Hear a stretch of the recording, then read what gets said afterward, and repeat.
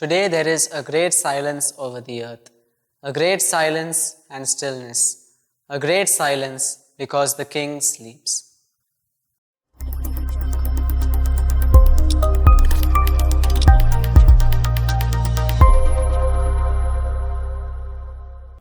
Dear brothers and sisters, the pain of losing a dear one is something that is indeed very hard to get over. When we observe Holy Saturday, we recall the pain, the disappointment, the feeling of loss that the disciples experienced soon after the death of Jesus.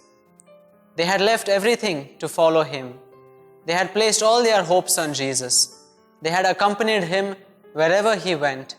They marveled at His life and teachings, and they were so sure of the great things that Jesus would do. But then, all their hopes were shattered when they saw the terrible and gruesome way in which their Lord suffered and died. They were filled with fear and could hardly make any meaning out of it. An ancient homily for Holy Saturday goes thus: What is happening? Today there is a great silence over the earth, a great silence and stillness, a great silence because the King sleeps. The earth was in terror and was still, because God slept in the flesh and raised up those who were sleeping from the ages. God has died in the flesh, and the underworld has trembled.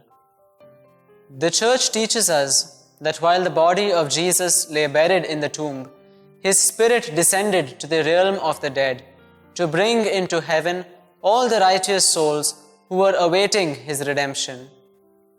Indeed, something wonderful was happening while the disciples wept for their Lord.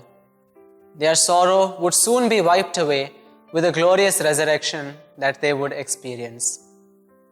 In our lives, there are many moments when we cannot understand God's plan or God's ways, especially when we are faced with suffering, sin, and death. It is in those moments that we ought to intensify our hope and trust in God, who will always bring out the best from whatever situations we find ourselves in. Let us call to mind the holy women who went to the tomb of Jesus in the days following His death. Their devotion was rewarded when God chose them to be the first witnesses of the resurrection. Today, the Saturday of the Holy Week, we also remember our Blessed Mother, who heroically stood at the foot of the cross of her Son, bearing the anguish of His suffering and death in her heart.